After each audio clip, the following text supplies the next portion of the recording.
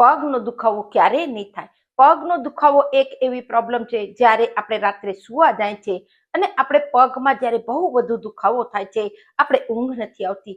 યદી તમે આ 2 ઘરગથ્થુ સરળ ઉપાય કરી લેશો, પગનો દુખાવો તમને ક્યારેય પણ નહીં થાય. હું Kalpana Rathod, acupressure acupuncture therapist, diploma in alternative medicine. અંતમાં તમને એક બોનસ ટિપ્સ પણ આપીશ. હવે પગના દુખાવાના કારણ એ થઈ શકે શરીરમાં કેલ્શિયમની ઉણપ, વિટામિન્સની ઉણપ, મિનરલ્સની ઉણપ સાથે યદી તમારા શરીરમાં લોહીની ઉણપ છે તો પણ તમને પગનો દુખાવો થઈ શકે છે. એની માટે જે નંબર 1 તમને વસ્તુ લેવી છે એ છે શેકેલા ચણા યા દાળિયા જેને કહે છે.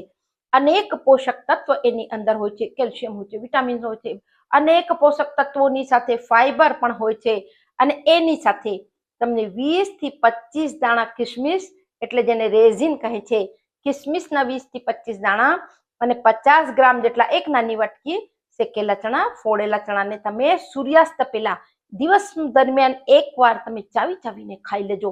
સતત તમે મારા કહેવાથી 30 દિવસ લઈને જુઓ, તમારે ચમત્કારિક રિઝલ્ટ મળશે. બીજો તમને એ ઉપાય કરવો છે, સવારે અને રાત્રે સૂતા પહેલા 2 ચમચી તમે તલનું તેલ યા રાઈનું તેલ લઈ એની અંદર 1 ચમચી દિવેલ એટલે કેસ્ટર ઓઇલ નાખી અને પગની જે પિંડી છે હલકી હલકી હલકી હલકી 5 થી 7 મિનિટ માલિશ કરી લેજો.